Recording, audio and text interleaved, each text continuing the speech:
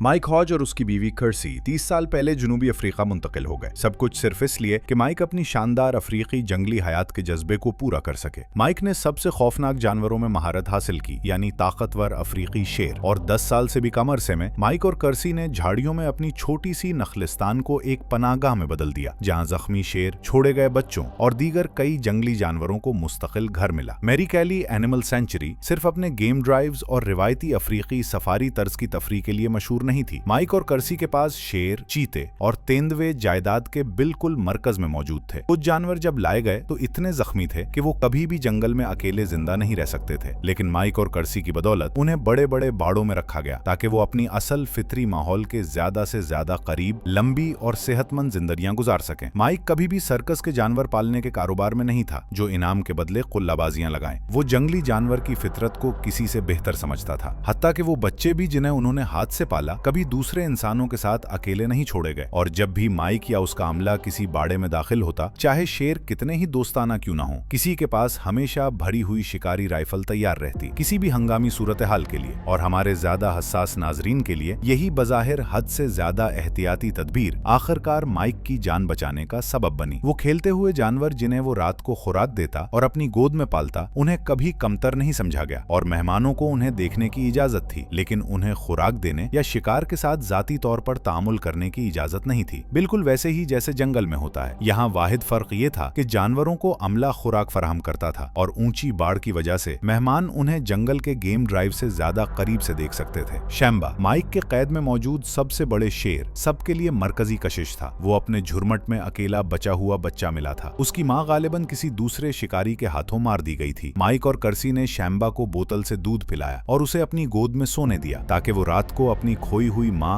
और बहन भाइयों के लिए रोता ना रहे। माइक को मेहमानों की तफरीह के लिए शैम्बा के बाड़े में जाकर उसे हाथ से खुराक देना और दिखाना पसंद था कि ये ताकतवर जानवर कानों के पीछे खारिश को कितना पसंद करता है। यही सूरत हाल 2 मई 2018 को भी थी। माइक और उसकी बीवी अब 70 की दहाई के आगाज में थे, एक ऐसी उम्र में जब ज्यादातर लोग कब के रिटायर हो चुके होते। उसके बावजूद वो पहले से ज्यादा मेहमानों का इस्तकबाल कर रहे थे। कर्सी ने एक रात पहले अमरीका से आए 3 शादीशुदा जोड़ों के एक ग्रुप का इस्तकबाल किया था, जो सब के सब 30 की दहाई के आखिर में थे। ये ग्रुप अगले 2 दिन रिजर्व की सैर करने और अच्छी नींद के बाद जेट लीग दूर करने का इरादा रखता था। माइक और उसके बेहतरीन टूर गाइड लुबांजी ने ग्रुप को सुबह सवेरे लेकर निकाला। लुबांजी ने महसूस किया कि शाम्बा आज मामूल के मुताबिक नहीं था और अपने शोबे के माहिर होने के नाते समझ गया कि मसला क्या है। शाम्बा के बाड़े के अंदर एक बेजर की वाज़ेह खुशबू मौजूद थी। बज़ाहिर ये छोटा मगर जारह जानवर रात को शेर के इलाके में घुस आया था और हर जगह अपनी बू छोड़ गया था। लुबांजी ने शाम्बा का नाश्ता इस्तेमाल किया ताकि उसकी तवज्जो दूसरी जगह रहे और वो बेजर को तलाश कर सके, लेकिन गालिबन वो जानवर किसी और को परेशान करने चला गया था। उसने अपने शुभात माइक को बताए, लेकिन शाम्बा के कदरे बेचैन होने के अलावा वो उस वक्त तक कुछ नहीं कर सकते थे जब तक बेजर को पकड़कर मुंतकिल ना कर दिया जाए। वो बिख्तरबंद जीप में निकले, मुख्तलिफ हिरन, हाथी और हत्ता के जिब्रा के झंड देखते हुए। सुबह बिल्कुल वैसी ही थी जैसी अफ्रीकी सफारी के ब्रोशर्स में दिखाई जाती है। दरख्तों के साए तले मुख्तसर दोपहर के खाने के बाद ग्रुप को बाढ़ वाले बाड़ों की तरफ ले जाया गया, जहां मुस्तकिल रेस्क्यू जानवर रहते थे। दूध की बोतलों से पिलाए जाने वाले स्प्रिंग बुक के बच्चों से शुरू करके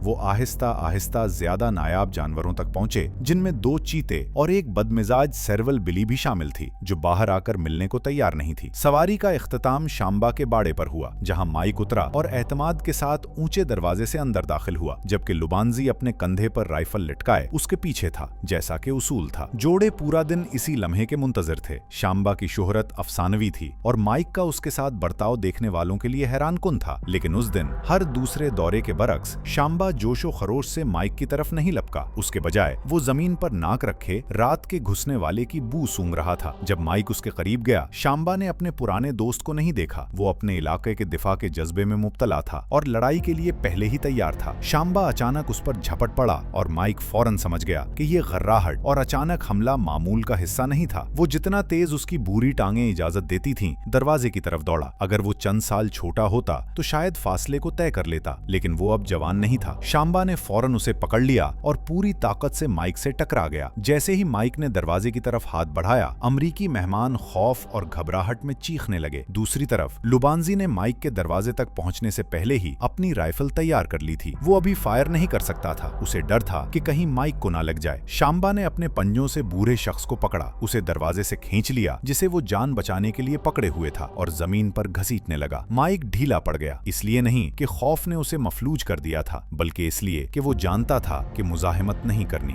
अगर वो जरा सी भी हरकत करता, शैम्बा हर अचानक हरकत का मोहलिक जवाब देता। इसलिए जबड़े में शनीद दर्द और पीठ पर जलते हुए जख्मों के बावजूद माइक खुद को चंद फुट तक एक बेजान गुड़िया की तरह घसीटने देता रहा। दर्द से चीखने की हिम्मत भी न की। अगर वो चीख सकता तो सिर्फ ये कहता कि सयाह खामोश रहें। उनकी खौफजदा चीखें और एक औरत का हिस्टेरियाई रोना शैम्बा के गुस्से को मजीद भड़का रहा था। शोर का ये धमाका सिर्फ अफरा तफरी बढ़ा रहा था। लुबांजी ने हवा में एक फायर किया और शैम्बा लम्हा भर के लिए अपने जुनून से बाहर आ गया और माइक को छोड़ दिया। फिर भी माइक हरकत ना कर सका और ना ही शैम्बा हटा। वो माइक के ऊपर यूं खड़ा था जैसे कोई शिकारी शिकार की रखवाली कर रहा हो, उस शख्स से निमटने को तैयार जिसने फायर किया था। लुबांजी को फैसला करने में एक लम्हा भी नहीं लगा। माइक जमीन पर था और शैम्बा के जबड़ों से आजाद हो चुका था। यही वाहिद मौका था कि लुबांजी अपने बॉस की जान बचा सके। एक लम्हे की हिचकिचाहट शैम्बा के लिए काफी थी कि वो माइक को खत्म कर दे। चुनाचे लुबांजी ने दूसरा फायर किया जो शैम्बा के सीने में सीधा लगा। शेर माइक से पीछे हटा, आधे दायरे में दौड़ा। सीने में लगी तकलीफ से उलझन में ये समझे बगैर कि वो जानलेवा जख्म खा चुका है, नुकसान हो चुका था। दर्द और गुस्से ने उसके पहले से बेकाबू इलाकाई जज्बे को मजीद भड़का दिया। वो एक चलता फिरता बम बन चुका था। लुबांजी ने लम्हा भर देखा कि आया माइक जिंदा भी है या नहीं, लेकिन वो मुर्दा की तरह बेहिस पड़ा था। लुबांजी ने पलटकर मजीद 2 गोलियां चलाईं। शैम्बा चंद कदम पीछे लड़खड़ाया और जमीन पर ढेर होकर मर गया। चीखों की आवाजों के दरमियान लुबांजी बाड़े में दाखिल हुआ। राइफल अब भी तुनी हुई, कहीं ऐसा ना हो कि शैम्बा वाकई मरा ना हो। एक और गाइड उसके पीछे आया और माइक को बगलों से पकड़कर बाहर घसीट लिया। मोजजाना तौर पर माइक होश में था और उसने अमले को हंगामी खिदमात को बुलाने और सदमे से 2-4 सयाहों को निकालने की हिदायत दी। सयाहों को यूं लग रहा था जैसे माइक मौत के दहाने पर हो। उसकी पीठ पर शैम्बा के पंजों के निशानों से शदीद खून बह रहा था और उसका जबड़ा